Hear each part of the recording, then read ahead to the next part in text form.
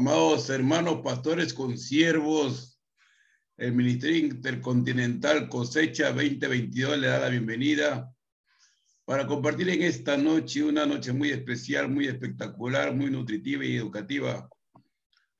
Gloria a Dios porque tenemos un expositor con bastante capacidad ilustrativa y una pedagogía verdaderamente que nutre, que da gusto ser enseñable. Gloria a Dios. Tenemos la participación del pastor Esaú Espinosa en esta noche, que con la gracia que Dios le ha asignado va a compartirnos con nosotros la enseñanza pertinente de esta noche, y consecuentemente lo vamos a tener por 4 noches los viernes para compartir lo que el tema, la pobreza de las naciones y un abanico más que Dios tiene dentro de la sabiduría y la capacidad que Dios le ha brindado. Adelante, pastor Esaú. Bien, buenas noches, bienvenido. Muy buenas noches, amados pastores. Haremos la oración, a ver quién... Pastor Daniel, por favor, la oración pertinente. Claro, correcto, para poder iniciar. Pastor Daniel Aguilar. Vamos a orar. Padre, amén. Te damos gracias por este tiempo de meditación en donde estaremos prestos. Yo sé que tu Espíritu Santo está tocando corazones y capacitándonos para lo que viene. Sí, Señor. Que siempre estás trayendo nuevas cosas, añadiéndonos, dándonos la sabiduría y que estemos en el kairos tuyo, Señor. Usa a mi hermano, Señor, a Esaú Espinosa, dale la paz en su corazón, la seguridad de lo que tú has puesto en él, la palabra correcta. Espíritu Santo, muévete en gloria. Mismo Señor dijo, no os dejaré huérfanos, enviaré consolador que los guiará a toda verdad. Y yo sé que ahorita tú estás, Padre, en esa luz, en esa lámpara que has traído, porque dice tu palabra que es lámpara, tu palabra a mis pies, lumbrera mi camino. Y ahí está la lumbrera, para que le falta luz, le falta sabiduría. Padre, bendice a todos los que estamos, al apóstol Heredia, a los apóstoles y a María y David, Señor, quienes estén en la sala, en el nombre de Jesús. Amén. Y ya está la lámpara, ya está ahí la lumbrera. Muy buenas noches.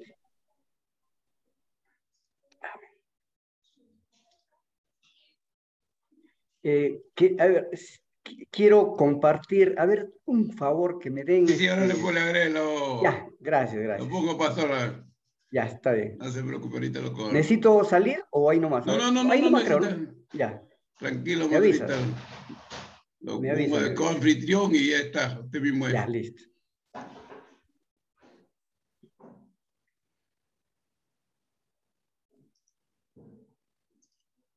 Y está usted.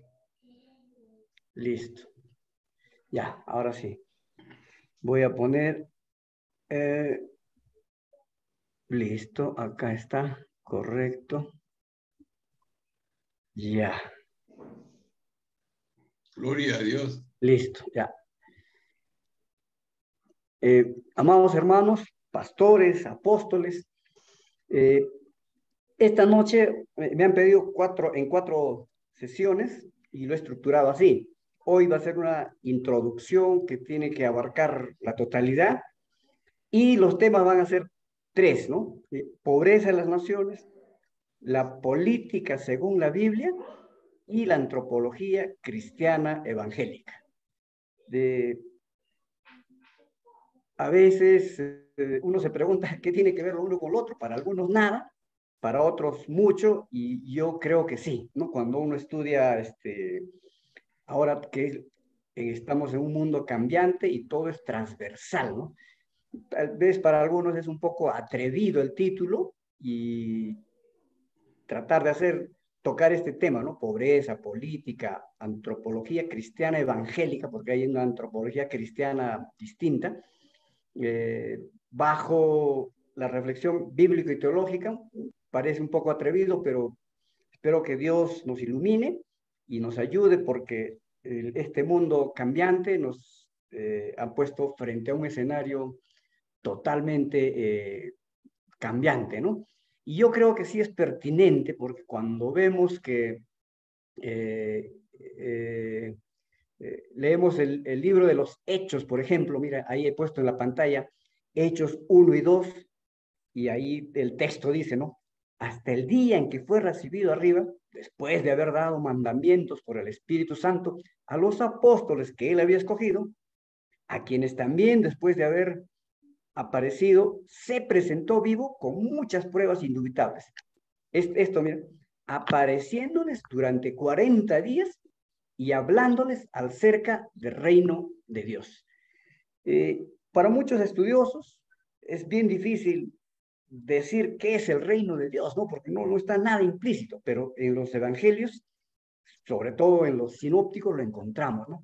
Y el reino de Dios que presentó Jesús no se reduce pues solamente a doctrinas escritas, sino a sus enseñanzas prácticas que tuvo él con los apóstoles al día a día, ¿no? A su actuar, hacia lo que hacía con todos los ciudadanos de Jerusalén y de Galilea, sobre todo, ¿no?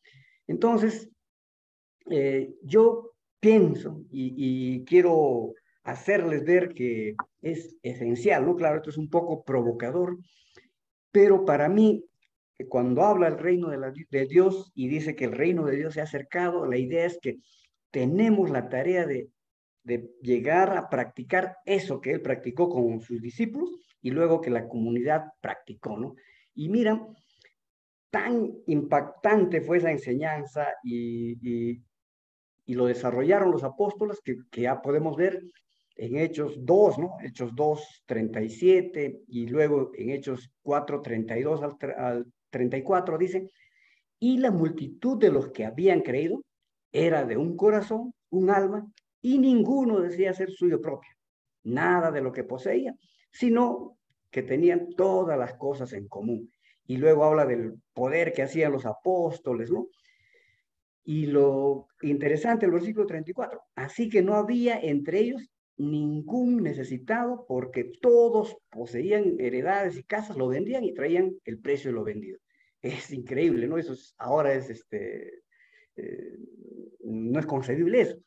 Y yo he puesto acá al final el verso 32 en otra versión, que es más entendible, ¿no? Todos los creyentes estaban unidos de corazón y un espíritu. Consideraban que sus posiciones no eran propias, así que compartían todo lo que tenían. Entonces, acá les presento otro versículo que nos reta, lo confronta y es una palabra que le da al profeta, ¿no? Y estoy citando Jeremías 1:10. Y el texto en la Reina Valera dice, mira, te he puesto este día sobre naciones y reinos para arrancar, para destruir, para arruinar y para derribar, también para edificar y para plantar. Y en la versión, la Nueva Traducción Viviente dice, hoy te doy autoridad para que hagas frente a las naciones y reinos. ¿No? Interesante, ¿no? Para que hagas frente a las naciones, porque no estaban obedeciendo el mandato de Dios, ¿no? A algunos deberás desarraigar, a otros derribar, a otros destruir, a otros derrocar, y a otros deberás edificar y plantar.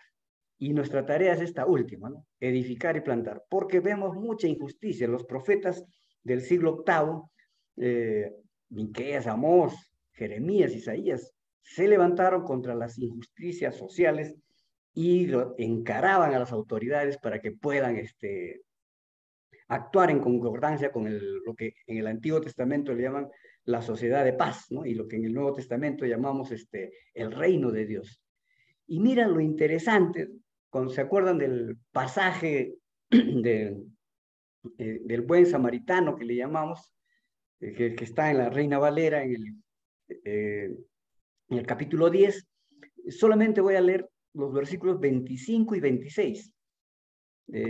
He aquí un intérprete de la ley se levantó y dijo, para probarle, maestro, ¿haciendo qué cosa heredaré la vida eterna? Él le dijo, ¿qué está escrito en la ley? Y le añade otra pregunta, ¿no? ¿Cómo lees? Vamos ahora al final de la historia, porque la historia la conocemos bien nosotros. ¿Quién pues de estos tres te parece que fue el prójimo del que cayó en manos de los ladrones? Y ahí sí él dijo, el que usó misericordia con él. Y al final, ¿qué le dice Jesús? Entonces Jesús le dijo, ve y haz tú lo mismo. Y en la otra versión vemos la pregunta que le hace, ¿no? Jesús contestó, ¿qué dice la ley de Moisés? Y la otra pregunta es, ¿cómo la interpretas? O sea, ¿cuál es tu hermenéutica? Y al verso 37 final, el hombre contesta, el que mostró compasión. Entonces Jesús le dijo, así es, ahora ve y haz lo mismo. Entonces, ¿por qué pongo este texto? ¿No? Porque generalmente los pentecostales, yo hablo de los pentecostales, soy pentecostal, nací en un hogar pentecostal, me crié ahí, ¿no? Mis padres, yo ya tengo 58 años, ¿no? Y mi mundo es ese, ¿no? Y sobre todo en el Perú y en la sierra, ¿no? Que era más arraigada y más profunda, ¿no? Los pentecostales, pues, somos conocidos por vivir nuestro cristianismo de una manera muy, muy espiritualista, tratándonos de alejar de lo que llamamos las cosas mundanas y solamente esperando heredar la vida eterna. Y a veces muchos de este grupo creen que es innecesario, ¿no? El estudio de la hermenéutica, de la crítica textual, y hasta hay algunos que la consideran como que si fuera basura. ¿Por qué? Porque eso es en consonancia con la enseñanza de los misioneros que llegaron al Perú, que estuvieron acá hasta el año 1975, fecha que hubo un golpe militar, era de izquierda el gobierno y les dio 30 días para que todos los misioneros de cualquier religión salgan del Perú. Y de ahí ahora ha ido cambiando, pero muy lentamente. Y ahora volvamos al pasaje, ¿no? Mira, la pregunta que Jesús eh, eh, le hace, no le cuestiona, ¿no? No le cuestiona, sino que le dice, ¿qué lees? ¿No? Y la segunda pregunta, le pregunta primero, ¿qué dice la ley? ¿No? Entonces, él contesta y da toda la respuesta y le repregunta, ¿qué lees? ¿No?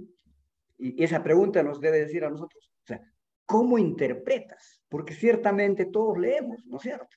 ¿Cómo interpretas? Y le está diciendo eso para que él haga pues un ejercicio hermenéutico, ¿no?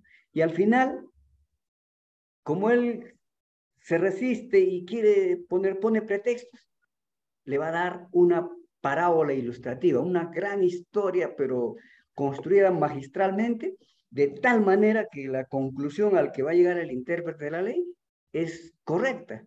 Y finalmente le va a decir, ve tú y haz lo mismo. O sea, quiere decir que la cosmovisión del intérprete de la ley estaba errada, ¿no? O sea, no sabía quién era su prójimo. Y Jesús le ha tenido que ayudar. Y hoy, un poco que el mundo está así, ¿no? O sea, los de arriba, los poderosos, no quieren compartir. Hay tanta riqueza y sin embargo, también hay lo otro, hay mucha pobreza. Entonces, lo que quiero yo con este pasaje, que es bastante delicado, dice, para mí quiero hacerles notar que, mira, obtener la vida eterna también pasa por tener una hermenéutica correcta. Y no solo hermenéutica correcta, sino aterrizar en la acción. Y esa acción tiene que ser en favor del prójimo. Entonces, es vital para mí asumir la realidad en que vive la sociedad y actuar. Espero que podamos actuar en la línea hermenéutica que Jesús exige, ¿no? De esto del reino de Dios. Entonces, para las conferencias vamos a tener las siguientes consideraciones. Un poco habíamos hablado otra vez de ser cristiano, o sea, ¿qué es ser cristiano? ¿No? Lo segundo, los sistemas de gobierno, conjuntamente con los sistemas económicos. Y lo tercero, ¿qué son las ideologías políticas? Entonces vamos a hacer un recorrido rápido para enmarcarnos, porque lo que viene, este mundo es un cambio totalmente drástico, ¿no? Y ser cristiano, pero ser cristiano evangélico. Hemos dicho la vez pasada que tiene dos connotaciones, ¿no? La connotación teológica significa ser seguidor de Cristo, y entre comillas ponemos una persona evangélica, es alguien que tiene una preocupación por el evangelio, y por eso es que hacemos campañas, por eso es que decimos vamos a tomar tal lugar, ¿no? Y no es solo eso, ser cristiano evangélico, ¿no? Sino tiene una connotación sociohistórica, o sea, tenemos un pasado, tenemos un historial, ¿no? El término evangélico alude a esa etiqueta que recoge un grupo de ese entonces de protestantes en Estados Unidos, que se les llama el evangelicalismo protestante norteamericano. O sea, quiere decir que designa un sector peculiar de protestantes. No a todos los protestantes, porque los protestantes europeos en su mayoría son liberales, ¿no? Quiere decir que no creen en la inerrancia de la Biblia. Ahora veamos lo que es los sistemas de gobierno. Y como vamos a totalizar, vamos a hacer rápido un recuento histórico, y necesariamente no vamos a ir tan atrás, pero sí bastante rápido. Acá ven una imagen y el título dice el antiguo régimen. Esto es importante, ¿no? El antiguo régimen es antiguo, ¿no? Y ahora viene el régimen moderno, y en el régimen moderno hay muchas variantes. El antiguo régimen es la forma de gobierno que ha regido Europa durante la Edad Moderna, o sea, quiere decir después de 1492 hasta 1789, o sea, el descubrimiento de América y la Revolución Francesa. Entre ese periodo, ahí estaba vigente lo que se llama el antiguo régimen. ¿Y qué era el antiguo régimen? Eran monarquías autoritarias, monarquías absolutistas, que ostentaban el poder en virtud, según ellos, de un origen divino. Por lo tanto, como es de origen divino, necesitaban la bendición del representante de Dios en la tierra. Y ese representante era el Papa, ¿no? La Iglesia Católica, porque para 1492 ya estaba consolidado el sistema papal.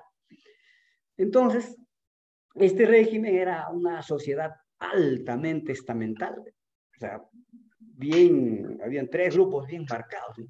Donde la nobleza y el clero gozaban pues todos los privilegios. Ellos no trabajaban, no tributaban.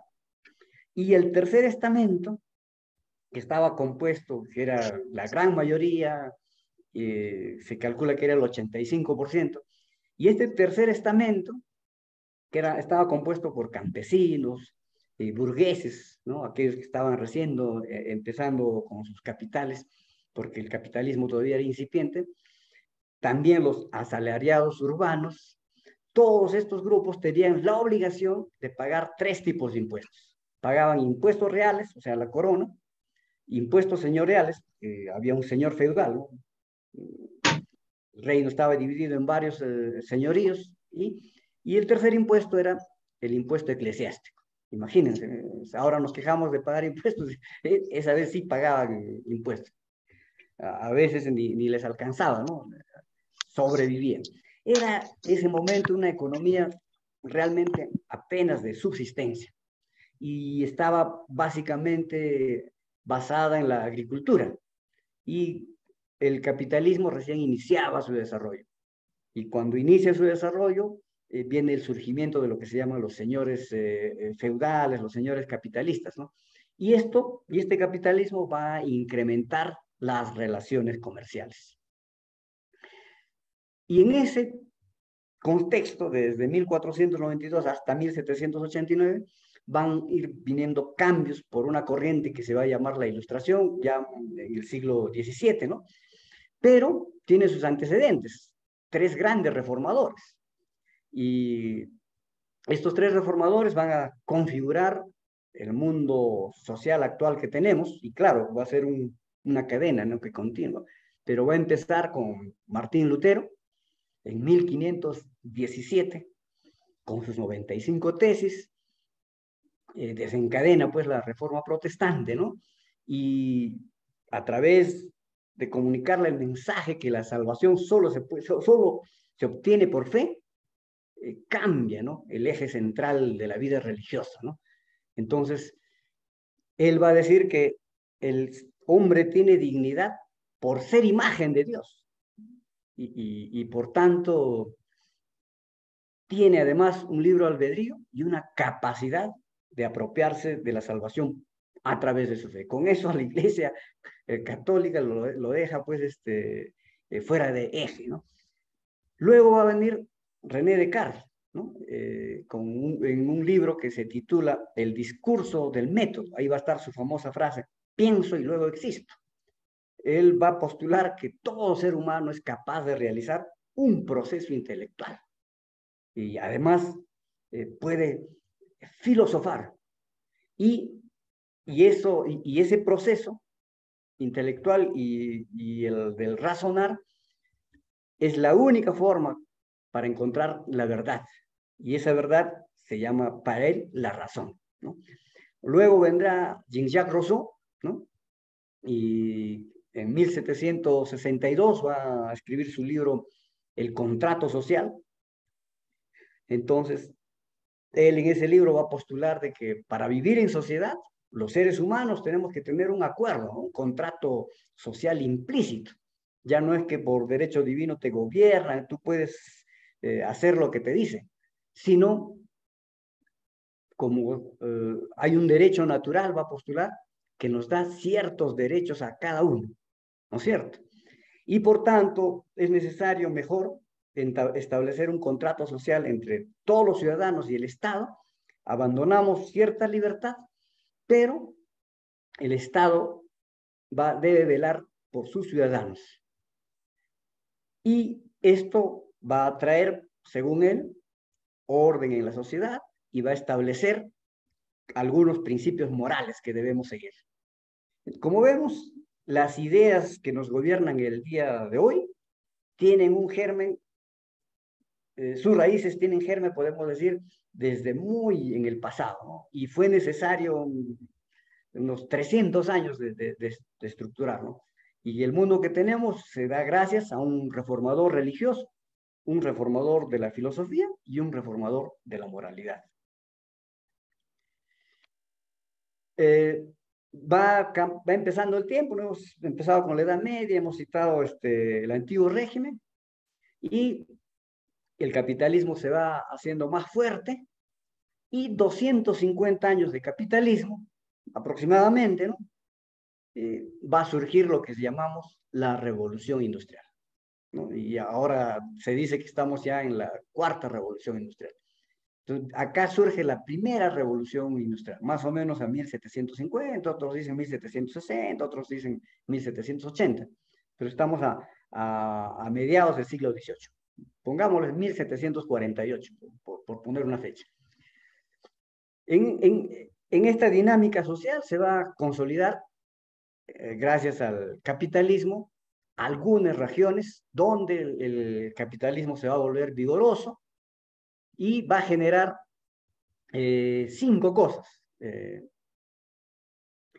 Va a generar un proceso acelerado de industrialización, ¿no? Luego, este proceso de industrialización va a traer consigo un proceso de urbanización, porque como hay trabajo, la gente del campo empieza a dejar su trabajo y quiere ganar moneda y sale, va trasladándose a las ciudades y se urbanizan. Por primera vez hay grandes ciudades, hay casas atirborradas de gente, ¿no? Estas dos cosas van a hacer de que se exija y empiece unas transformaciones políticas. Y las transformaciones políticas van a terminar ¿en qué? En conflicto entre clases sociales. Y este conflicto social al final va a terminar ¿en qué? En la disputa del poder, ¿no? Mira, esta figura de la Revolución Francesa es interesante. Yo le he puesto 2 rayas ahí debajo de la bandera, ¿no? Porque ahí la estatua es la estatua de la libertad, la libertad. Debajo de ella está, mira, los que deberían estar libres, el pueblo, pero mire, el pueblo está aplastado y muriéndose, ¿no? Porque hacia un lado tienen los revolucionarios que aplastan con todo implacablemente, y hacia el otro lado está París, ¿no? La ciudad. Entonces, ahora, todo eso, ¿por qué se había dado? Porque había una búsqueda de un nuevo orden social, porque se consideraba que ese nuevo orden social, donde estaban viviendo bajo el antiguo régimen, era injusto. Y esa cosmovisión que habían vendido de que Dios ponía reyes y acá se venía a sufrir el mundo, era pues un vil engaño, ¿no? Y empieza con estos tres reformadores, empieza a cambiar la cosmovisión, y sobre todo por el proceso de industrialización que generó el capitalismo, ¿no? El deseo de cambiar este nuevo orden social hace que emerja la vocación de comprender las relaciones sociales, y no solamente comprenderla, la idea es comprenderla para lograr su transformación hacia algo mejor, ¿no? Y en esto va a surgir un movimiento que se va a llamar y se va a denominar el movimiento de la Ilustración, allá en Inglaterra, y de Inglaterra lo van a trasladar a Francia, ¿no? Los grandes pensadores del movimiento de la Ilustración están pues en Inglaterra, ¿no? Y ese pensamiento se traslada a Francia.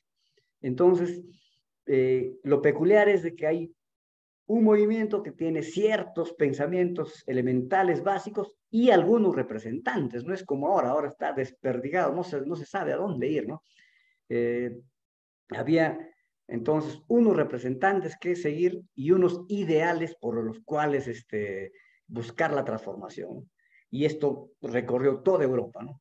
Y ahora no es así, ¿no? Ahora múltiples actores, cada partido te dice una cosa, hay miles de partidos y no sabemos, ¿no? Las empresas quieren poner su agenda y hay una disputa total, ¿no?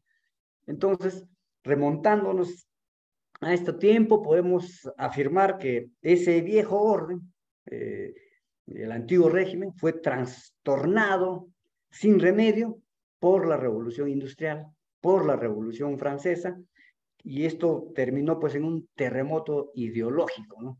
Y el movimiento ilustrado, que fue muy bueno, y la gran mayoría eran con base cristiana, si vemos, casi todos son cristianos. O sea, cristianos protestantes, porque hasta ahí no existe ni evangélicos ni pentecostales, ¿no? Entonces va a ser un siglo de transformaciones por los ideales de los grandes pensadores, ¿no? Y desde ese entonces se va a quedar en el tintero lo que es la lucha de clases, ¿no? Y la búsqueda de una sociedad democrática, y va a significar también el deseo de algunos de que sea el ocaso no solo del orden tradicional, sino también de lo religioso, ¿no? Pero eso no va a suceder porque siempre hay lo que se llama la preocupación por el destino metafísico del hombre, que también nosotros los cristianos estamos preocupados por esa igualdad social, ¿no es cierto? Entonces, así es donde se da la Revolución Francesa, y luego vamos a entrar a la época actual que estamos, ¿no? Y luego de ese contexto que se da la Revolución Francesa y hay un cambio en Europa, esas ideas también van a llegar a Hispanoamérica, ¿no? Y luego también hacia el África, y se va a generar un proceso de independencias, ¿no? Ese proceso de independencias va a ser largo, pero no muy largo tampoco, porque si estamos en 1789, la primera independencia va a ser pues en 1810 en Colombia, ¿no? Y la última va a ser de Uruguay en 1825, ¿no? Uruguay recién va a llegar a sus 200 años. Nosotros en esta década en Sudamérica hemos estado en el bicentenario de las independencias. Nos hemos independizado de España, pero hay que recordar que quienes nos conquistaron, quienes colonizaron América, fue el Reino de Castilla. ¿Por qué? Porque hasta ese momento no existía España, había el Reino de Aragón, el Reino de Castilla, ¿no es cierto? Entonces, ahora, viendo, para ver lo que ha pasado, yo voy a remitirme al caso de Perú. El caso mexicano es distinto y cada país, ¿no? Pero más o menos tenemos una línea, ¿no? Porque decimos somos 200 años, ¿no? Y hay algunos que dicen, oh, 200 años de capitalismo, la derecha, esto, y no es así, ¿no? Tengamos claro de que cuando se da las independencias, los que llegan al poder, lo único que quieren es cambiar el sistema, no quieren cambiar, solamente quieren cambiar de actores, ¿no es cierto? Y todo lo que era propiedad de la corona española, ahora pasa a ser propiedad del Estado. Por eso es que, mira, en Estados Unidos, tú eres dueño de la tierra, del suelo y del subsuelo. Eso no se da en Hispanoamérica. ¿Por qué? Porque todo lo que le pertenecía a la corona ahora pasa a ser parte del Estado. Por eso es que si encuentras acá en Perú petróleo, oro, eso es del Estado, ¿no? Y veamos lo que pasa habiendo llegado al bicentenario, ¿no? No solo en el Perú, sino casi en toda Hispanoamérica, ¿no? Y estamos corriendo, se puede decir, hacia la izquierda, igual que en los años 80, y los años 80, ¿se acuerdan? Luego de un proceso dinámico que empezó en los años 20, 30, en los 80, habían casi todo Sudamérica regímenes democráticos de izquierda, pero que fue una década perdida, porque sus recetas económicas no funcionaron, y en vez de crecer, retrocedimos económicamente. Y ahora nuevamente están llegando las corrientes de izquierda, lo que esperamos es de que no sea otra década perdida. Pero ese no es el punto de ahora. El punto es, estamos casi en toda Hispanoamérica en una triple crisis, sobre todo en el Perú. Y es, primero, una crisis estructural del sistema capitalista, y eso es a nivel mundial, ¿no? Que parecía que era un problema de Latinoamérica, pero con la crisis bancaria del 2008, con la pandemia, esto es ahora prácticamente mundial. Está en cuestión el sistema neoliberal. Entonces, hay una crisis estructural del sistema capitalista. ¿Por qué? Porque hay fuertes desigualdades económicas. Está boyante la economía, pero ya hay un libro que dice, ¿no? 99%, ¿no? Joseph Stiglitz escribe, ¿no? Que el 99% del capital, de la plata en el mundo, lo tienen las empresas transnacionales, 99%, y solo el 1% tiene el resto. Imagínate, eso es totalmente escandaloso. La segunda crisis que tenemos es una crisis de régimen político, o sea, del sistema, ¿no? O sea, acá en Perú mismo estamos enfrascados, ¿no? O sea, el Poder Judicial ampara una ley del SUNEDO y, sin embargo, sin hacer caso de eso, a los 2 días el Congreso publica la ley. ¿Por qué? O sea, el sistema democrático que hemos cogido en Hispanoamérica es el de pesos y contrapesos, que viene de la tradición romana occidental, ¿no? Eso se ha tomado del modelo de Roma y lo ha universalizado a Occidente. Y eso significa división de poderes. Tenemos 3, ¿no? Y eso está ahora en crisis, el equilibrio de poderes. Y sobre todo porque los partidos políticos ya no logran captar las demandas sociales y ya no representan, ¿no? O sea, llegan al poder y hacen lo que quieren. Más bien llegan en contubernio con las empresas de poder y se allanan esa agenda, ¿no?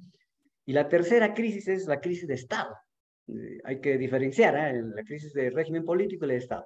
El Estado tiene unas funciones. La Constitución del Perú de 1993 es una de las constituciones modernas, ¿no? O sea, tenemos el Tribunal Constitucional, la Defensoría del Pueblo, tenemos los organismos reguladores, pero no está funcionando. O sea, no tiene la capacidad y los funcionarios que están ahí adentro no hacen su trabajo en favor de las grandes mayorías. Entonces, esa es una triple crisis que es casi genérica en el mundo hispano. Ahora les voy a poner el caso peruano para que pensemos, porque entender el Perú necesita herramientas, ¿no? Entonces, yo lo he hecho desde la sociología, ¿no? Y las herramientas son la sociología, las ciencias políticas, y de lo que se trata es no solamente leer la historia, sino tratar de sistematizar y totalizar y encajar para comprenderla, ¿no? Nos han dicho de que tenemos 200 años como república, pero si pensamos en una república, la república implica que debe tener esa república ciudadanos. Y miren el caso peruano. En 1872, o sea, a más de 50 años de su independencia, ¿no?, se elige al presidente Manuel Pardo y Lavalle con 2.692 votos. Imagínense, una república que tenga 4.000 electores. O sea, imagínate cuántas familias eran dueños del Perú, ¿no? ¿Y qué quiero decir con esto? Que en el Perú, hasta 1930 más o menos, había un régimen, la oligarquía. O sea, el resto éramos ciudadanos de segunda clase. O sea, la república en el Perú empieza aproximadamente en 1930. Y a pesar de que Sánchez Cerro llegó a través de un golpe, le debemos la democratización y el esfuerzo de crear una verdadera república. ¿Y por qué digo Sánchez Cerro? Porque él en 1931 organizó la primera elección. Claro que él fue el candidato, luego no quiso reconocer. Había ya gobernado una vez dictatorialmente y lo había hecho regularmente. Y era populista, ¿no? O sea, entonces él creía y estaba seguro de que iba a ser reelecto. Pero lo peculiar es de que por primera vez en el Perú tenemos un padrón electoral de 392.363 electores. Imagínense. Por primera vez, un ciudadano común podía soñar con ser autoridad política. Y eso va a darle el comienzo a una real república y vamos a dejar atrás la oligarquía. Y algo más que va a haber en ese tiempo, gracias a varios factores, ¿no? La Revolución Francesa inspiró y ya podían trasladarse a Europa. Muchos iban a Europa, estudiaban, traían los libros, ¿no? No es como ahora tenemos el mundo en las manos, antes tenían que ir, ¿no? Surge lo que se llama el pensamiento crítico, gracias a estos tres grandes reformadores, ¿no? que es una transmisión de conocimiento, ¿no? Entre ellos, acá está, el primero es Raúl Porras Barrenechea, ¿no? Luego está ahí, al medio está Jorge Basadre. Luego tenemos ahí a quien no reconoce, qué peruano no reconoce la foto de César Vallejo, ¿no? Este poeta que tenía en el norte, en Trujillo, su grupo norte, ahí donde está hoy el hermano, el pastor Adrián, ¿no? Estos empezaron a impulsar el pensamiento crítico y sobre todo la Universidad de San Marcos. Pero San Marcos en ese entonces era para las élites, para las clases élites, no era para el popular. Y ahí vamos a tener tres grandes propuestas para el Perú, ¿no? La primera de César Vallejo, ¿no? Los 7 ensayos de la realidad nacional, ¿no? Y el otro de Víctor Raúl Haya de la Torre, ¿no? Que en 1936 va a escribir El antiimperialismo y el APRA, ¿no? Luego viene Peruanidad, Víctor Andrés Belaúnde, ¿no? En 1943, que es una propuesta de de una democracia liberal. Mira, esto va a generar un proceso interesante en el Perú. Pero acá quiero poner algo para conocimiento de ustedes. A diferencia de Sudamérica, que mira, a veces nos quejamos, ¿no? Europa tuvo un proceso distinto, claro que es el proceso de la conquista nos tuvo pues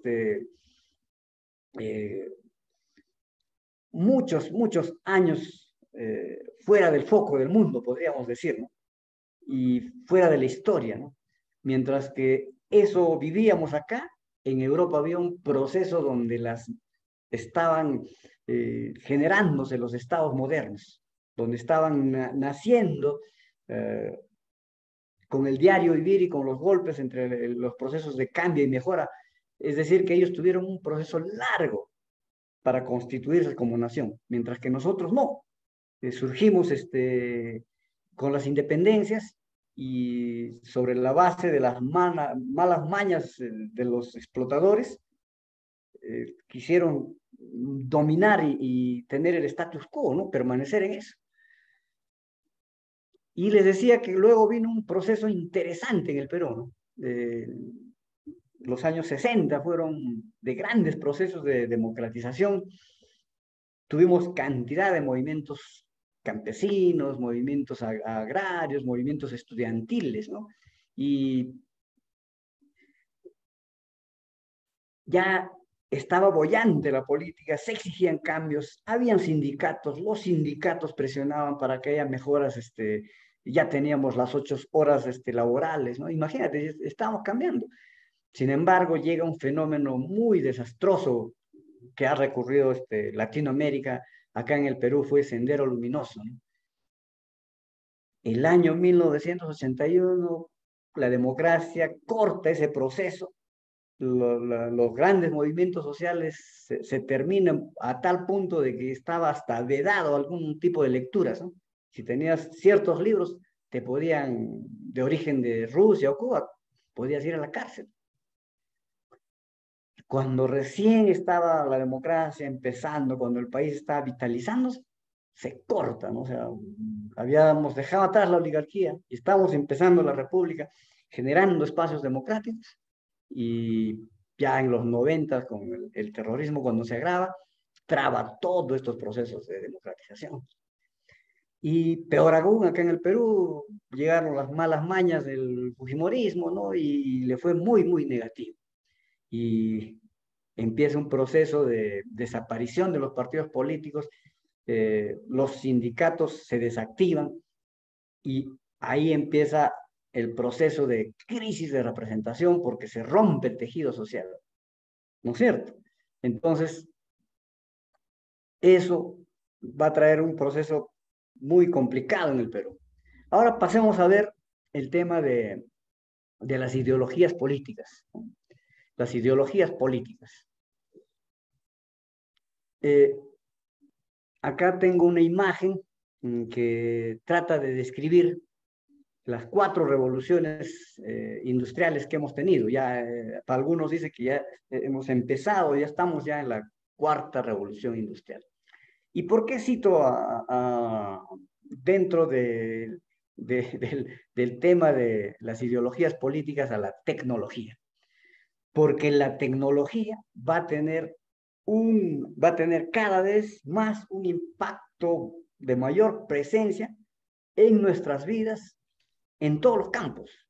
O sea, no solamente en el campo laboral, sino hasta en el campo de la política, hasta en el campo de la religión. Nos guste o no nos guste, o no se quiera aceptar. Por eso es que se tienen que tratar de entender los cambios políticos y los cambios económicos desde la irrupción de la tecnología. Y les voy a poner el siguiente ejemplo. Habíamos dicho que mira, el capital, 1492 empieza el capitalismo, los primeros señores, pero ya para 1760 está bien claro lo que se llama la primera revolución industrial con la máquina de vapor, ¿no se acuerdan? ¿no? Y eso va a darse sobre todo en Escocia y Inglaterra. Van a haber una innovación de la tecnología muy importante para ese tiempo. ¿Con qué? Con la máquina de vapor. Y esto va a ser para esas dos economías, o sea, para el Reino Unido, va a ser muy, muy importante. Y Manchester, en Inglaterra, va a ser la primera ciudad industrial moderna en la humanidad. Y la máquina del vapor va a hacer de que Inglaterra, o sea, el Reino Unido, se convierta en una potencia mundial. Gracias a la tecnología se convierte en una nueva potencia mundial. O sea, un cambio tecnológico hizo que en este modelo capitalista se pueda aprovechar y surja el primer gran imperio moderno, ¿no? Sin la máquina de vapor no hubieran existido las industrias textiles, no hubieran existido los ferrocarriles, ¿no? Que permitieron la mayor comunicación. Y sin ese tipo de industrialización no se hubiera generado ese trasvase de gente del campo a la ciudad, ese proceso migratorio, ¿no? En los volúmenes que provocó la revolución industrial. Entonces, una vez que surge el capitalismo con este cambio tecnológico, va a venir luego una segunda etapa, ¿no?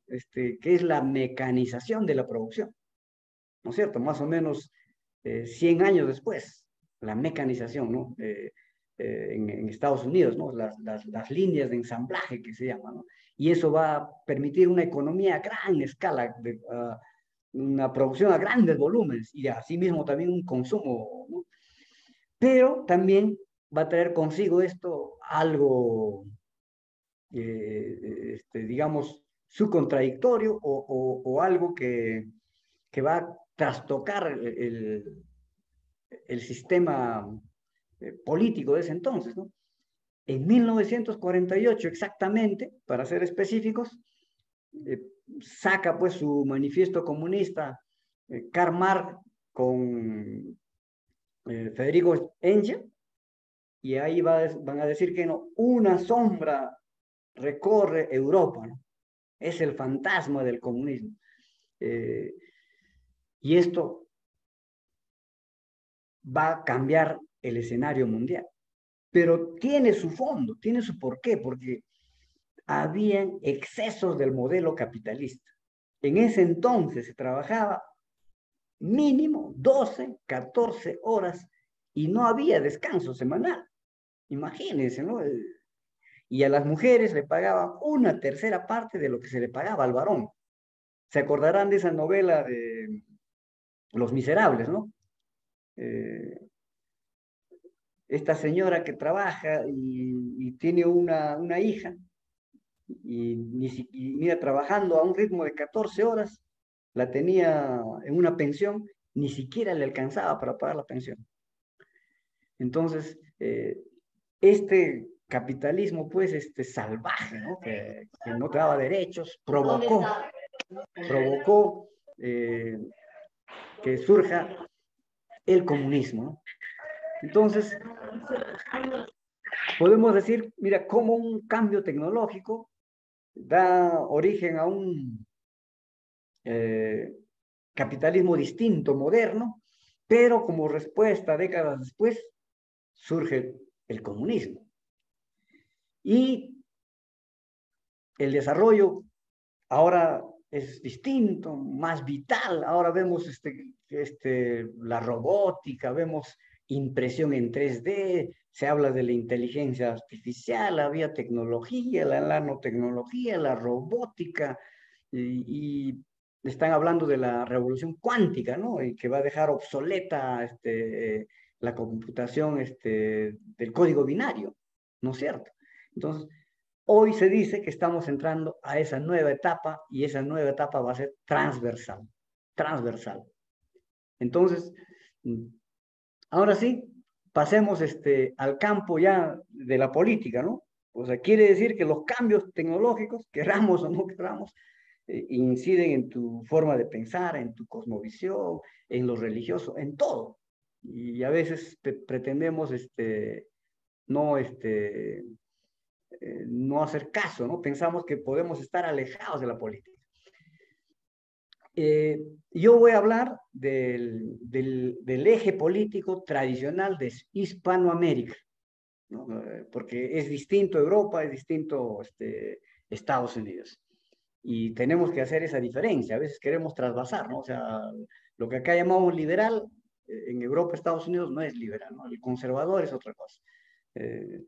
Los republicanos allá se dicen conservadores en Estados Unidos y los demócratas se dicen liberales. Acá, en Sudamérica, los liberales son de derecha y los conservadores, ¿no es cierto? Entonces, los liberales son de izquierda, mejor dicho. Los liberales acá son de izquierda. Ese es un liberal, ¿no? Que piensa en las Naciones Unidas, ¿no? La agenda LGTBI, ¿no? Entonces, mira, acá ven, a un lado he puesto con rojo izquierda y al otro lado derecha y al centro combinado con los dos colores, ¿no? Y abajo le he puesto los que son las antípodas, ¿no? Porque estas corrientes de izquierda a derecha que surgen de manera accidental en la Revolución Francesa solamente porque un grupo se sentó al lado derecho, el otro a la izquierda, y ya los de la derecha, ¿no? Le dijeron la derecha, izquierda, izquierda. Fue accidental el nombre.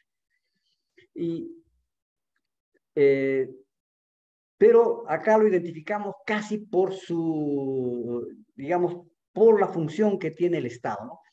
A un lado el colectivismo, la igualdad del Estado, y al otro lado, hacia la derecha, el individualismo, la libertad y el mercado, ¿no es cierto? Entonces, vamos a empezar más o menos del centro. Acá he puesto ahí está, una barra, ¿no? Y empezamos con el comunismo, sigue el socialismo, al medio le he puesto otro color porque luego viene el liberalismo y el libertarismo. Y a veces generalizamos, ¿no? Izquierda y derecha, pero hay, por lo menos, hay estos matices, ¿no? Comunismo, socialismo, y al otro lado, que se dice la derecha, liberalismo, libertarismo, y casi al centro, un poquito a la derecha, del centro, un poquito a la derecha, está lo que se llama el conservadurismo. En Hispanoamérica.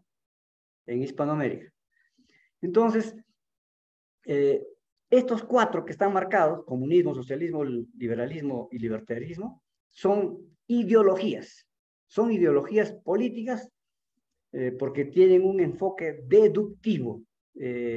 Significa que parten de la teoría para tratar de entender la realidad y para poder explicarla, ¿no? El marxismo, el socialismo, el liberalismo y el libertarismo son filosofías, son también ideologías políticas deductivas. Contrariamente, el conservadurismo en realidad no es una teoría, ¿no? El liberalismo lo que hace es, va a constatar, trata de entender la realidad, trata de explicarla, ¿no? Y recién de ahí saca unas conclusiones, ¿no? No tiene, el conservadurismo no tiene un canon, o sea, no puede decir, ¿no? Por ejemplo, el comunismo, ¿no? El Capital de Carlos Marx, ¿no? El liberalismo, en los tratados de John Locke, ¿no es cierto?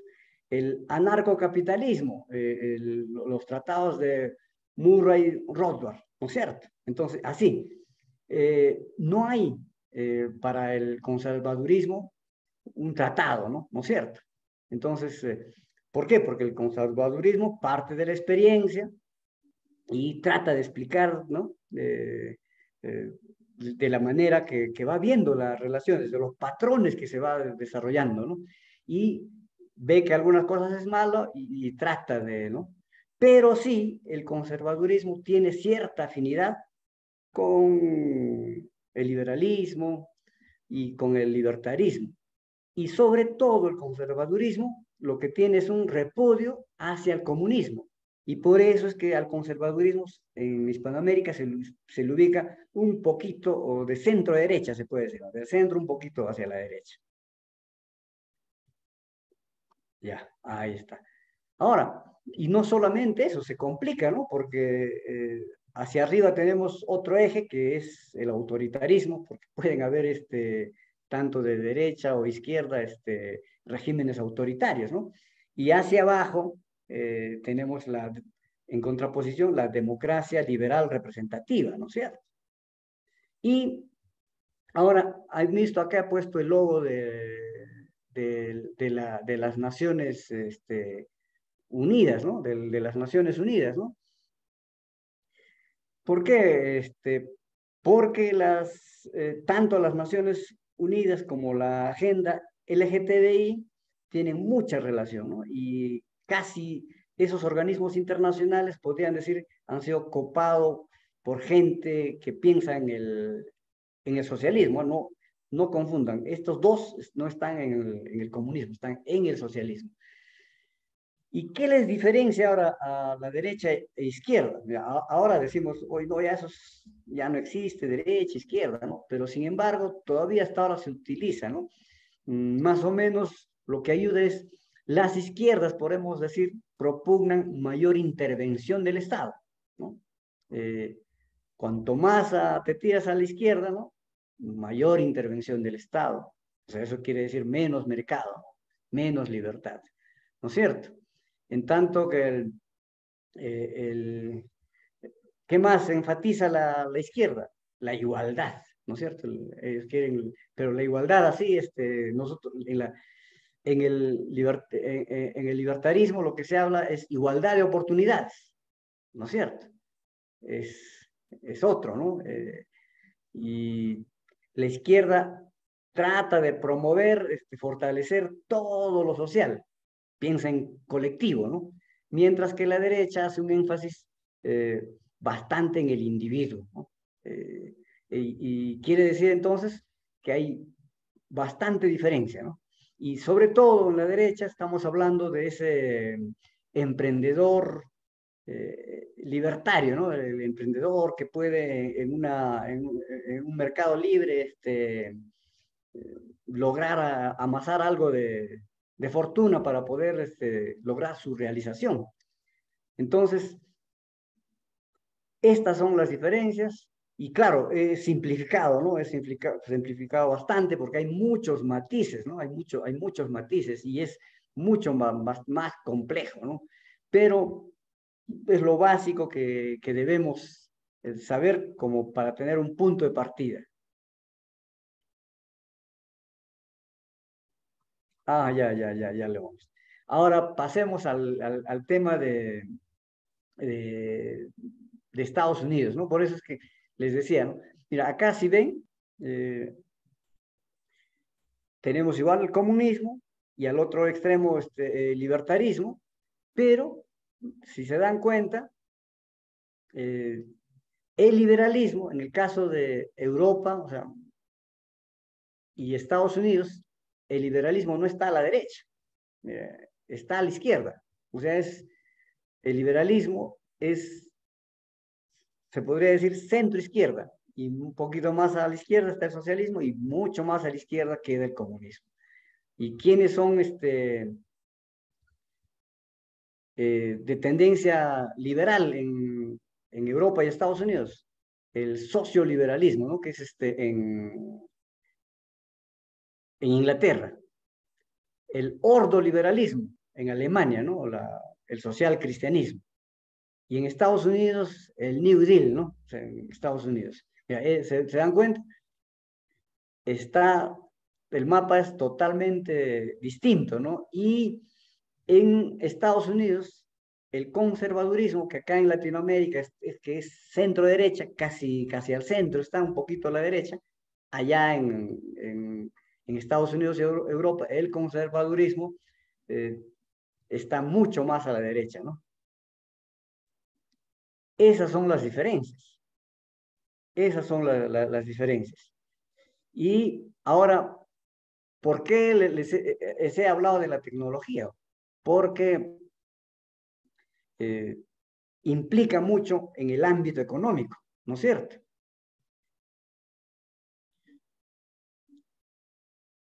Entonces, quedamos claro, ¿no? Que el Partido Demócrata, que se dice liberal, es de izquierda, y el Partido Republicano, que es conservador, se dice de derecha, ¿no es cierto? Ahora vamos a ver esta parte abajo que está y por qué hemos citado la tecnología en medio de lo que estamos hablando de la economía y de la ideología política. Como estamos en un proceso de un cambio intenso de lo que es la tecnología, se dice que en este momento, así como en la primera revolución industrial impactó y cambió la sociedad, ¿no es cierto? Dejó el antiguo régimen y vino todo lo que es las democracias occidentales. Ahora se postula que va a suceder algo similar. O sea, lo que estamos viendo ahora es lo que ha pasado con la Revolución Francesa, pero va a ser distinto, ¿no? ¿Por qué? Porque estas tecnologías que están irrumpiendo nuevamente van a generar un nuevo tipo de revolución industrial que va a impactar, así como lo hemos visto, primero, ¿no? En uno, en el otro, y al final en la búsqueda de la lucha del poder.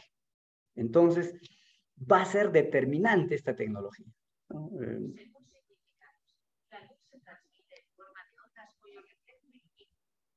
Entonces, va a ser totalmente determinante, ¿no? Totalmente determinante. Y va a impactar, y ese es el problema, tan determinante y va a entrar en el eje de todo, que va a impactar no solamente en el mundo capitalista, en el mundo de la política, sino también en el ámbito de los seres humanos. En el ámbito de los seres humanos. O sea, por eso acá pongo la tecnología abajo, impacta en la naturaleza y en la condición humana. Y ahora se tiene que hablar entonces de la biopolítica, ¿no? De la biopolítica.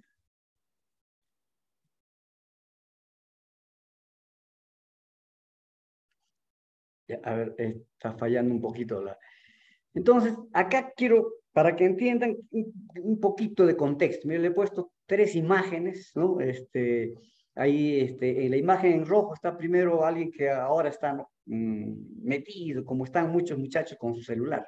Pero ya no va a ser así, mira, luego va a tener ya, eso es lo que se está hablando, unos lentes con 3D, ¿no? Ya no vas a necesitar de ese computador, va a estar acá en el anteojo, ¿no? Y mira ahí en las manos. Y luego va a pasar a otro, ¿no? Donde ya los seres humanos van a querer mejorar su... Oye, mi mano trabaja mejor, me pongo un brazo robótico. Y después ya no quiero leer, ¿no? Se van a implantar un disco duro en la cabeza y meten todos los libros y ya lo tienen ahí. Eso es lo que alucinan, ¿no es cierto? Entonces, pero lo que sí es claro que estas tecnologías son convergentes y no está solamente desarrollándose las tecnologías que hoy en los laboratorios para implementarlas pues en las industrias, ¿no? Para implementarlas sino lo que están pretendiendo y lo que están pensando muchos es aplicar esta tecnología a los seres humanos.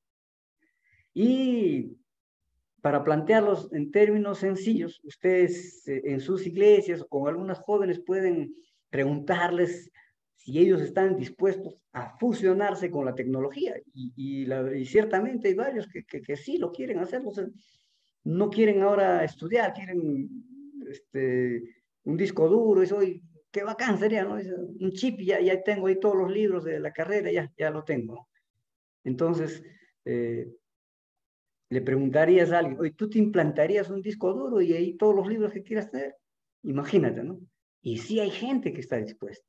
Claro que a otros no resistimos, pensamos que eso es ya modificar al ser humano, ¿no? Entonces, esto ya va a estar al margen, ya ahora sí, de las coordenadas izquierda y derecha. Creo que ahora sí entramos a esa etapa donde ya, así como termine el antiguo régimen, va a terminar esto, ¿no? Y vamos a pasar a otra etapa en todo, ¿no? Y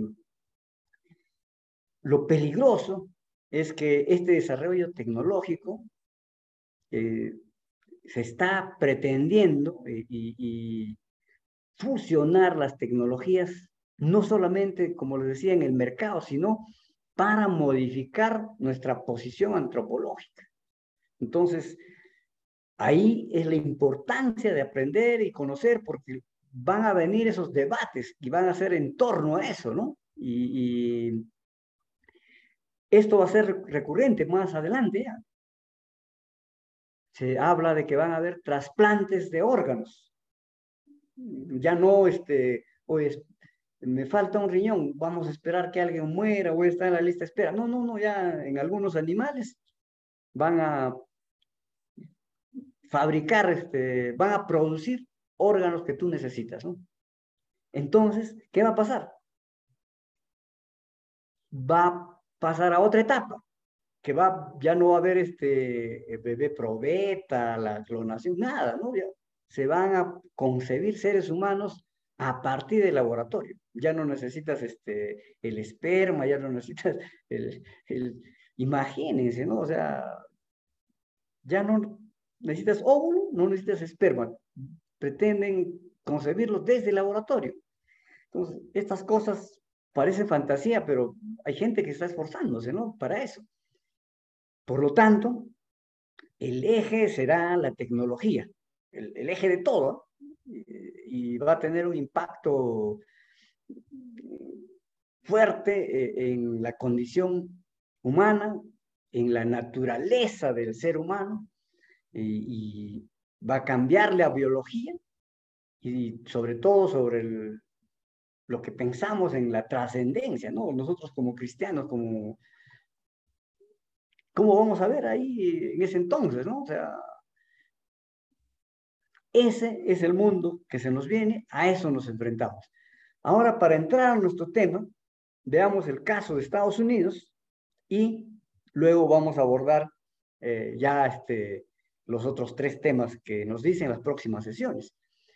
Quiero empezar acá en Hispanoamérica. Los debates no son muy nutridos, no tenemos la presencia de grandes y connotados pastores que tienen una trascendencia nacional. Por ejemplo, así en Estados Unidos, no, Billy Graham, Jimmy Swaggart, ¿no? Un impacto nacional. Pero sí ha habido en la elección pasada, mira, este es un reporte del periódico que saqué de la fecha del 23 de octubre del 2020, en las elecciones que hubo entre Biden y Donald Trump. Y al que ven ahí en la foto es John Piper, un conocido, ¿no? Un pastor conocido, tiene una gran trayectoria y ha escrito muchos libros, ¿no? ¿Y quién le va a rebatir? Porque John Piper tomó postura por uno de los partidos y le va a rebatir un conocido nuestro, muchos hemos estudiado sus libros, Wayne Grudem, ¿no? Wayne Grudem, ¿no? Que tiene muy conocido por sus libros. Wayne Grudem le va a sacar una respuesta, ¿no? El otro sacó el día 23 y el día 28, 5 días después, le da una respuesta. Y dice, una respuesta respetuosa a mi amigo John Piper sobre el voto a Trump.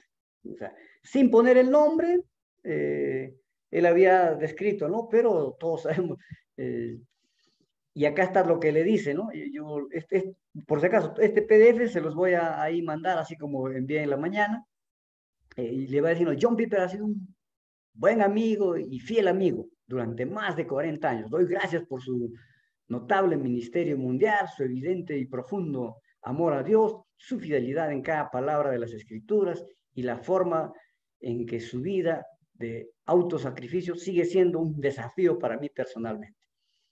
Cuando tenemos oportunidad de estar juntos, disfruto cada minuto de su conversación con él, oro por él regularmente, como creo que él lo hace por mí. Y va a decir lo siguiente, estoy de acuerdo con el 98% de todo lo que ha escrito durante su ministerio. pero él y yo hemos llegado a diferentes conclusiones sobre las elecciones presidenciales de este año. Se está hablando de, ¿no?, de la reelección de Trump y que enfrentaba a Biden, ¿no? Y va a decir en su artículo del 22 de octubre, políticas, personas, caminos a la ruina, no menciona ninguno de los dos candidatos por su nombre, pero el artículo es sobre esta elección y compara a un candidato que apoya a las políticas que respaldan el asesinato de bebés, el cambio de sexo, el exceso socialista, evidentemente John Biden. O sea, sin poner el nombre, describe, ¿no? Entonces tú dices, tiene garras, ¿no? Es color amarillo, tiene rayas negras, ya, pues es tigre, ¿no es cierto? Con el otro candidato que es culpable de pecados de inmoralidad sexual, impertinente, jactancioso, ¿no? Ya es evidentemente Trump, ¿no? Entonces, le escribe, y mira, el que le escribe es pues Wayne Grudem, que yo le tengo un gran respeto, ¿no? Tiene un gran libro de teología sistemática, profesor de Biblia por 27 años, y no es un improvisado en la política. Él ha escrito 3 libros que tienen mucho que ver con la política. El primero se llama La pobreza de las naciones. Y ese libro que escribe, no lo escribe él solo, lo escribe de la mano, conversando y entre dos, ¿no? Lo hace con Barry Asmus, quien es un economista connotado y respetado a nivel mundial. El otro libro que tiene se llama Políticas según la Biblia, o Las políticas según la Biblia. Es un libro que tiene 800 páginas, muy interesante. Y otro que había escrito anteriormente, cómo debe votar un cristiano, ¿no? O sea, cómo debe votar un cristiano. Mira, ha hecho un gran esfuerzo, ¿no? O sea, ha hecho un gran esfuerzo y creo que es el mejor esfuerzo del mundo cristiano evangélico. Él sí es evangélico. Americano él, ¿no? Y miren,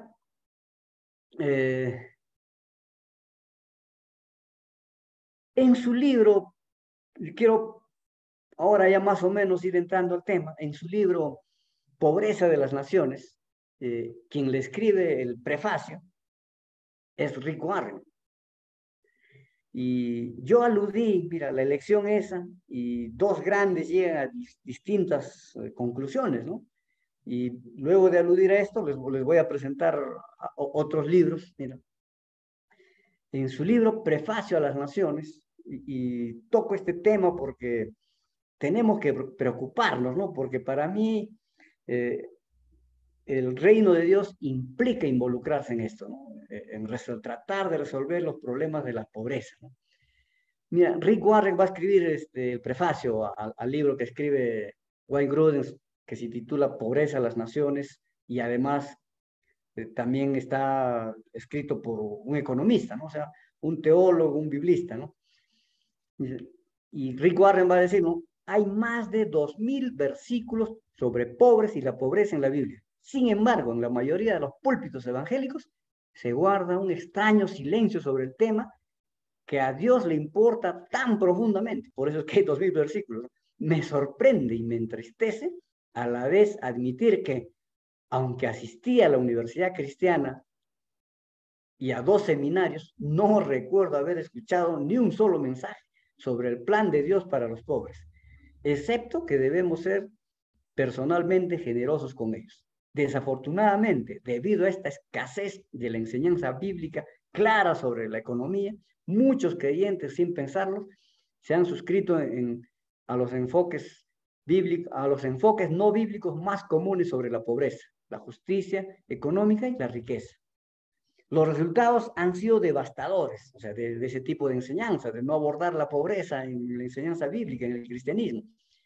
Hoy en día, más de la mitad de las personas de nuestro mundo vive con menos de $2 al día. Y hay 1.000 millones de personas que están sumidas en la extrema pobreza y viven con menos de $1 al día. En un mundo que Dios creó con una sobreabundancia de recursos, el hecho de que tantos vivan en la pobreza no es solo imperdonable, es pecaminoso. Y los cristianos debemos arrepentirnos. La solución no está ni en Marx ni en el mercado, sino en las palabras del maestro. Así aborda Rick Warren luego de haber leído. Y claro, mira, ciertamente acá les he puesto 5 textos que tienen que ver sobre recomendaciones o cómo debemos comportarnos con el mundo de la política, ¿no? Que lo vamos a analizar más adelante, ¿no?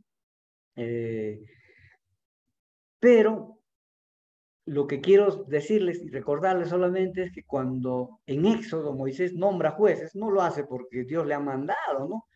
Lo hace porque el suegro había visto su dinámica, le dijo, oye, ¿qué te pasa? Así te vas a morir, ¿no?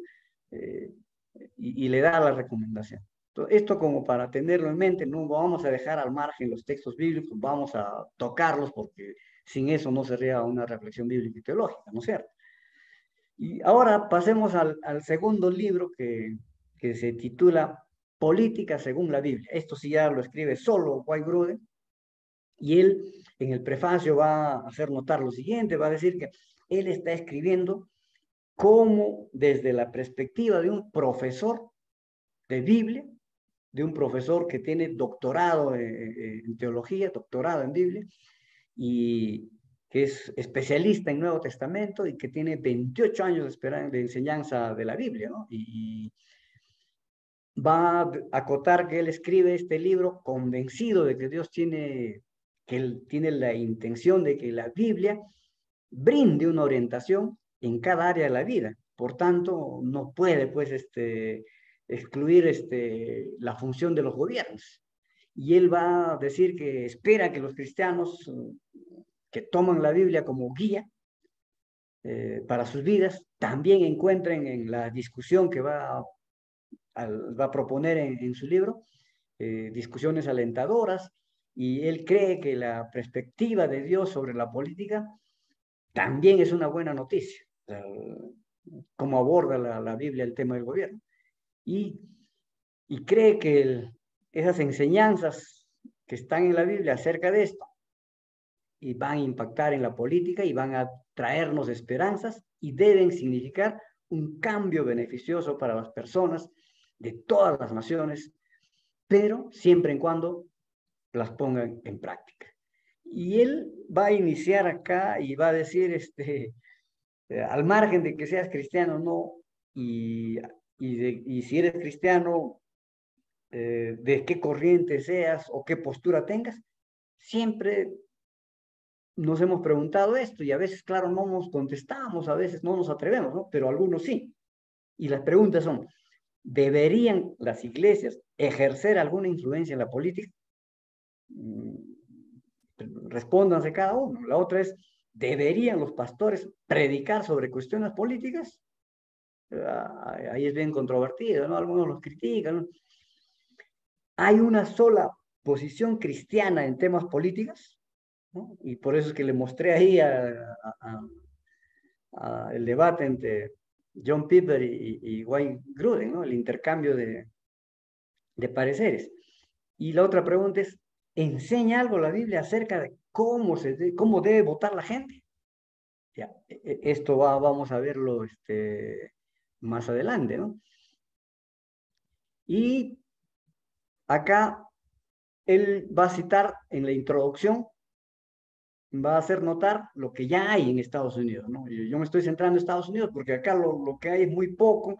Lo único que tenemos acá en Perú es un libro hay varios libros, pero que no tienen mucha difusión, sino el de Tomás Gutiérrez, ¿no? Protestantismo y Poder, pero solamente que hace un abordaje, cómo ha sido la participación política de los evangélicos, nada más, no es algo propositivo. Y sí tiene un pequeño librito que él le llama las 12 bases del pensamiento social evangélico. Es una propuesta que está haciendo Tomás Gutiérrez en su último libro. Fue publicado poco antes de la pandemia, ¿no? El 2020. Miren, va a decir Wayne Grudem que hay decenas de libros, artículos, que tienen respuestas a esas 4 preguntas que se han hecho. Y los libros van a decir, algunos abiertamente, como el de John Willis, dice, política de Dios. Él toma una postura y dice que se tiene que apoyar a la izquierda, ¿no? O sea, a los demócratas. Y el otro libro que ven acá, que es todo está en inglés, pero abajo lo he traducido, ¿cómo votaría Jesús? Todavía ¿Cómo votaría Jesús? Una perspectiva cristiana sobre los problemas. Y él llega a la conclusión de que se tiene que votar por los republicanos. Imagínense. Y acá hay otro, ¿no? O sea, algunos libros abogan por la cautela, la moderación de la participación cristiana. O sea, que como que no deberíamos meternos, no hay que estar un poco de lejos, ¿no? Y en esa línea está John MacArthur, ¿no? En su libro, ¿por qué el gobierno no puede salvarte? ¿No es cierto? Y ahí está el título, bien, ya, una alternativa al activismo político, ¿no? Ya. Y el otro que está en esa línea es ¿por qué la derecha religiosa no puede salvar a Estados Unidos? Y él va de frente a la derecha porque 80% de los protestantes en Estados Unidos y de los evangélicos, porque ahí hay un poco protestantes y hay más evangélicos, 80% de ese grupo normalmente vota hacia la derecha. A excepción, la única excepción fue en la elección del 2008 que votaron por Barack Obama, porque Barack Obama era cristiano evangélico, metodista él, y había sido profesor de escuela dominical por más de 20 años, ¿no? Y en su libro La audacia y la esperanza, entonces, esa es la única vez donde hubo casi el 50% de los votantes corrió hacia los demócratas. Normalmente el protestante y el evangélico en Estados Unidos vota por republicanos. Hay otros libros que llaman a los creyentes a involucrarse mucho más. Dicen, ¿y por qué están quietos? ¿No? Y mire, y bien claro, ¿por qué no puedes quedarte en silencio? Y dice, un mandato bíblico para moldear nuestra cultura. O sea que si dejamos, somos culpables, no estamos dejando pasar. Acá hay otro libro, ¿no? Dios y el gobierno, una visión interna sobre los límites entre la fe y la política, ¿no? Es ya un poco distinto, ¿no? Distinto. Y acá hay otro que se llama, ¿cuántos de ustedes nos recordamos del jubileo, no? Este es dicen que es uno de los libros bastante influyentes allá en Estados Unidos, que ha tenido se podría decir, acogida, ¿no? Y ha sido leído por muchos, ¿no? Y va a él poner ejemplos, cómo la iglesia ha ido, digamos, impactando, trabajando con los congresistas y han podido tener logros, ¿no? Y el libro se titula Manifiesto del Jubileo. Y el subtítulo es Marco, Agenda y Estrategias para la Reforma Social Cristiana. ¿Ah? Interesante, ¿no? Interesante. Son 2 autores, Michael Schutler y John Ashcroft. Y tenemos también un libro de alguien conocido. Mira, ¿cuántos no hemos leído su libro de Introducción al Antiguo Testamento de Carson? ¿No? Ese libro de Carson y Moore, entre 2 escriben, ¿no? Introducción al Nuevo Testamento. Carson también tiene un libro sobre temas políticos y se titula Cristo y la cultura revisitados, ¿no? Entonces, hay ciertamente en Estados Unidos una tradición de varios teólogos eruditos que abordan la cuestión desde la perspectiva cristiana, ¿no? Y vamos a darlo también a eso, a un vistazo. Mira, el otro es La Biblia en la política, subtítulo ¿Cómo leer la Biblia políticamente? Otro es Un trono más alto, y el subtítulo Evangélicos y teología pública. Esto está hecho en Inglaterra, ¿no? en Inglaterra, extraordinario, hay un compilador, mucha información. Y el último libro que he puesto es Dios y el poder terrenal, una teología política del Antiguo Testamento. Como ven, Wayne Grudem ha hecho un trabajo serio, ha leído todo y en esas 800 páginas va a presentarnos algo, una propuesta sólida, consistente, ¿no? Y ciertamente yo estoy en la línea de él, ¿no? Bien de acuerdo. Su libro va a presentarnos 5 puntos de vista, o sea, cada uno va a ser un capítulo, y luego él va a poner en el 6º capítulo, va más o menos dar una línea, cómo debería ser el trabajo de los líderes cristianos, o cómo podríamos trabajar en ese campo, porque ciertamente con la irrupción de la tecnología va a estar afectada, ¿no? Y tenemos que alimentar a la grey y saber discernir los tiempos y las sazones, como dice el texto bíblico. Bueno, con esto he terminado la introducción general, y las próximas clases pasaremos a abordar ya los temas. ¿Algunas preguntas, inquietudes que tuvieran?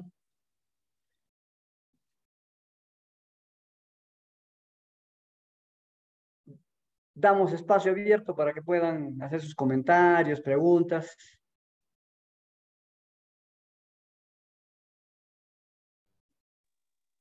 Pastor Heredia.